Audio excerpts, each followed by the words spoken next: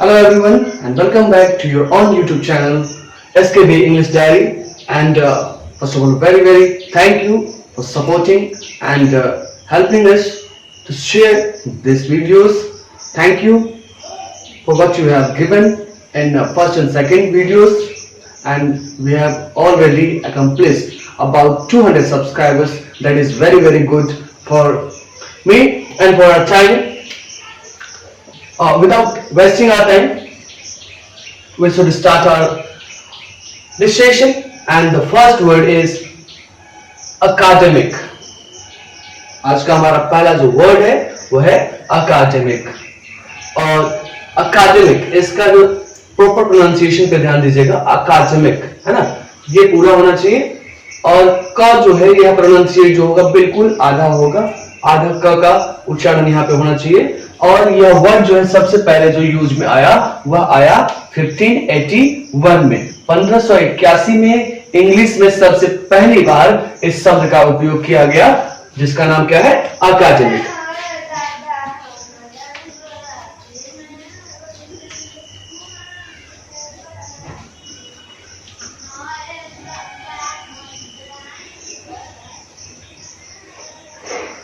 चलिए, तो अब इसका सबसे पहले हम देखते हैं सिनोनिम्स। एज एन एडजेक्टिव अगर इसका यूज हम करें और उसका सिनोनिम्स की बात करें तो सबसे पहला कुछ सिनोनिम्स जो इसका निकलेगा वो आएगा educational, intellectual, scholarly and scholastic. ये आपका कुछ सिनोनिम्स आएगा जो कि रिलेटेड वर्ड्स है, सिमिलर वर्ड्स है आपका अकादमिक से। एंड अगर इसके एंटोनिम्स की बात करी जाए तो नॉन अकादमिक, नॉन एजुकेशनल, अनअकादमिक एंड अनस्कॉलरली, ये सारे वर्ड्स जो है आपको एंटोनिम्स में आपको दिखाई देंगे।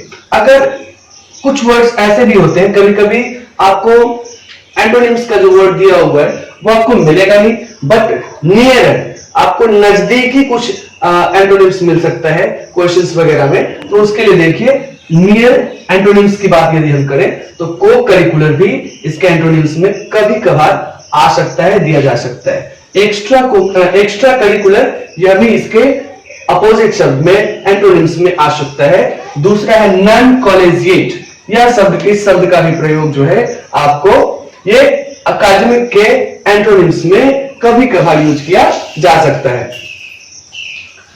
अगर इसका मीनिंग की बात करें तो सबसे पहला जो मीनिंग इसका निकलेगा एज एन एडजेक्टिव, अगर इसकी मीनिंग की बात हम करें तो सबसे पहला जो होगा ऑफ और रिलेटिंग टू स्कूलिंग, स्कूलिंग से जो रिलेटेड हो, है ना, और learning specially at an advanced level. और यदि आप किसी एडवांस लेवल पर किसी चीजों को सीखते हैं, पढ़ते हैं, समझते हैं तो वह क्या कहा जाएगा, अकादमिक कहा जाएगा।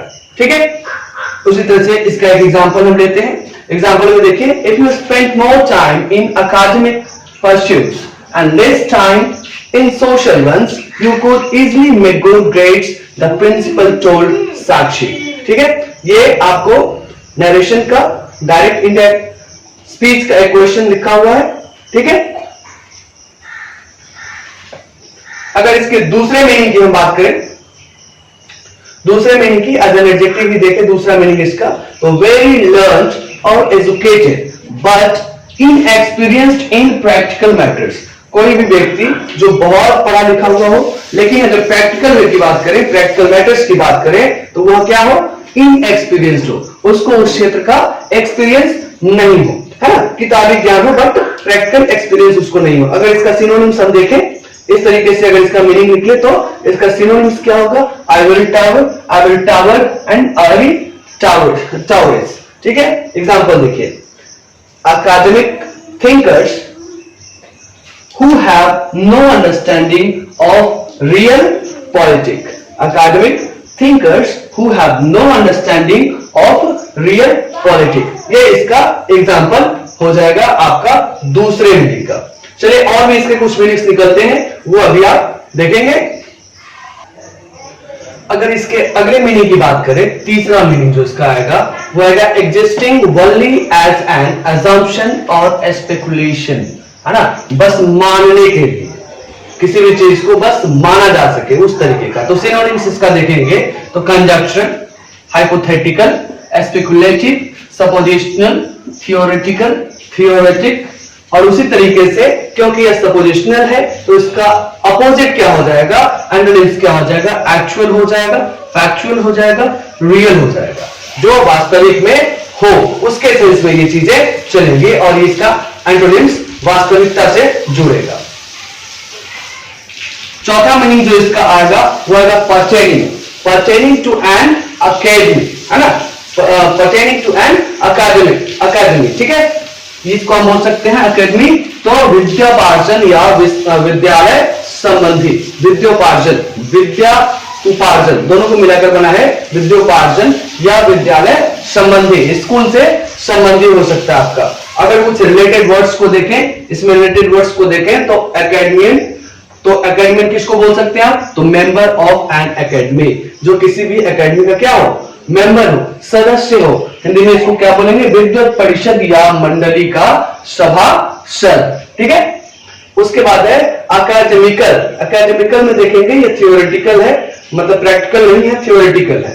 शास्त्र विषयक, जो प्रयोग से क्या हो, भिन्न हो, है ना, जो प्रायोगिक नहीं हो। दूसरा है एकेडमिकल्स, इसमें एस लगा है, एकेडमिकल्स, तो क्या हो जाएगा, एकेडमिकल्स जैसे ही इसमें सिर्फ एस लगाने इसका मीनिंग पूरा का पूरा बदल जाता है। A gown which is worn by the members of a university, है ना, विश्वविद्यालय का विशेष तरह का क्या वस्त्र, विश्वविद्यालय में पहना जाने वाला विशेष तरह का क्या वस्त्र, ड्रेस बोल सकते हैं आप। Academist, the member of an academy, है ना, अकेडमिस्ट करने का मतलब हो जाएगा the member of an academy, किसी विश्वविद्यालय या विद्वत समाज का सदस्य, है ना, किसी भी विश्वविद्यालय का कोई अगर सदस्य है तो उसको हम एकेडमिस्ट बोल सकते हैं। दूसरा है अकेडमी, अकेडमी का मतलब क्या हो जाएगा, a place of study including university, place of study जहां पे आप पढ़ाई करते हैं, चाहे वो यूनिवर्सिटी हो, स्कूल हो, कॉलेज हो, कोई भी जगह जहां पे आप पढ़ाई करते हैं, है ना, तो उसको हम प्लेस ऑफ स्टडी को क्या बोल सकते हैं, एकेडमी बोला जा सकता है। और हिंदी इसका क्या हो जाएगा, विद्योपार्जन की जगह। हमारा सेशन थोड़ा सा लंबा हो जा रहा है, इस वजह से आज दो और छोटे छोटे वर्ड्स लेंगे, उसके बाद इस सेशन को समाप्त करेंगे। अगला वर्ड जो है हमारा वो है अकार्डियक। अकार्डियक एक मेडिकल वर्ड है, एक मेडिकल वर्ड है, इस बात को याद रखेंगे। मेडिकल, मेडिक में इसका यूज किया जाता है ना, अकार्डियक। और एज एन एडजेक्टिव अगर इसका यूज देखें तो इसका मतलब जो आएगा विदाउट अ हार्ट, जिसमें क्या नहीं हो, दिल नहीं हो, बिना हृदय का, बिना हृदय का, जिसमें हृदय ना हो, उसको हम लोग क्या बोलेंगे, अकार्डियक बोल सकते हैं, ठीक है। Acardiac, you are that patient is an acardiac, that patient is an acardiac, है ना, ये वह रोगी क्या है, बिना हृदय का है, बिना दिल का है। एज एन एडजेक्टिव अगर इसको हम देखें, ठीक है। अगर एज ए नाउन देखें तो यह क्या बन जाता है, हार्ट डिजीज बन जाता है, हृदय रोग से संबंधी यह हो जाता है। इसका हिंदी क्या हो जाएगा, हृदय रोग। ये आपका वर्ड था अकार्डियक, है ना। इसका कब यह यूज हुआ इंग्लिश में, इसका कोई खास यूज दिया हुआ नहीं है, कब यह आया, कब इसका क्या है, इस वजह से उसको हमने छोड़ दिया है। आगे देखिए, इसका कोई साइनो और इंटो भी नहीं है। आप देखें नेक्स्ट वर्ड, नेक्स्ट वर्ड जो हमारा है वो है अकार्पस। अकार्पस करने का मतलब होता है किसी वैसे चीज से जो क्या हो, बांझ हो, है ना। बांझ करने का मतलब जो अब प्रोड्यूस नहीं कर रहा है ना, जिसमें प्रोडक्शन क्या है, बंद है, ठीक है। अगर एज एन एडजेक्टिव इसको हम देखें तो नॉट प्रोड्यूसिंग फ्रूट, है ना, the tree which is not producing fruit, या कोई भी चीज जो फ्रूटफुल नहीं हो, जिसमें प्रोड्यूसिंग क्या हो, प्रोडक्शन क्या हो, पूरी तरीके से बंद हो। दूसरे शब्द में हम कह सकते हैं स्टेराइल, है ना, स्टेराइल बोल सकते हैं। वैसा फल ना उत्पन्न करने वाला या फिर बांझ, उसको हम लोग बोल सकते हैं। आगे अगर इसके सिनोनिम्स की बात करें, सिनोनिम्स में देखें arid, barren, effete, fruitless, impotent, infecund, infertile and sterile. ये सभी जो है, ये सभी क्या डिनोट करता है, क्या दर्शाता है, तो ये सभी जो है बांझपन को ही दर्शाता है। अगर इसके अपोजिट में देखें, जो प्रोड्यूस करेगा, है ना, फ्रूटफुल, प्रॉफिटेबल, पोटेंट, प्रोलिफिक, है ना, प्रोडक्टिव, इसके अपोजिट जस्ट, ये सभी क्या हो जाएंगे, जो प्रोड्यूस करेगा। वर्ड का जो ओरिजिन है, यह वर्ड आया कहां से है, तो यह आया है ग्रीक के अकार्पस शब्द से इसका उत्पत्ति हुआ है। ग्रीक में अकार्पस शब्द है, उसी से यह चेंज होकर इंग्लिश में अकार्पस ऐसा यूज किया जाता है।